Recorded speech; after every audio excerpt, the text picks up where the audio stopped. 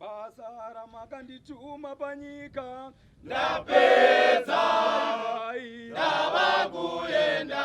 kana ndaenda ndichadzoka nokugamuchirai kumba kwa baba vangu kune dzimba zhinji dzekugara basa ramakandituma panyika ndapedza bye ndava kuenda asi kana ndaenda ndichadzoka nokugamuchirai kumba kwa baba vangu kune dzimba zhinji dzekugara tarira ini ndakakunda nyika asi zvairema kana nemi shinga neminamato nekunyengeterera ivaine rudo kumbira baba munyaradzi vachagara nemimweya mutsvene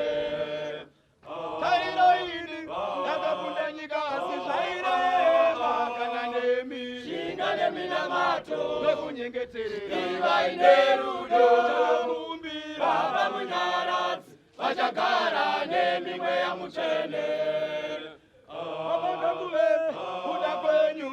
kudzai mwana kukudza baba chishamiso handina kuita nekuda kwangu asi ndaiti kudzai baba vari kudenga nezita renyu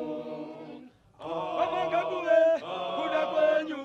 kudzai mwana kukudza baba chishamiso handina kuita nekuda kwangu asi ndaiti kudzai baba vari kudenga nezita renyu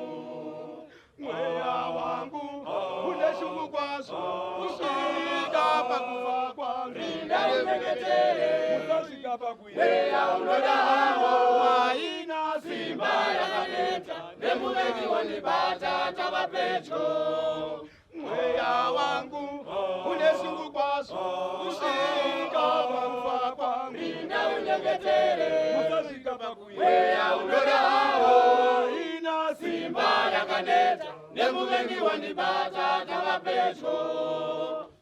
Jesu akati achisiva kuti zvose zvapera rugwaro risadziswa akati ndava nenyota zvino paiva hari yevhiniga akati pamuromo akamuchira akarega mweya wake uchienda Jesu akati achisiva kuti zvose zvapera rugwaro risadziswa akati ndava nenyota zvino paiva hari yevhiniga akati pamuromo akamuchira akarega mweya wake uchienda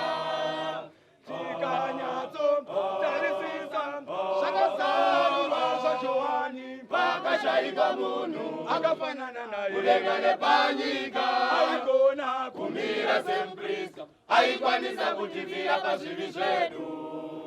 tikanyatso tarisisa zvakazarurwa zvaJohani pakashayikwa munhu akafanana naye kudenga nepanyika aigona kumira semuprista aikwanisa kutivira pazvivi zvedu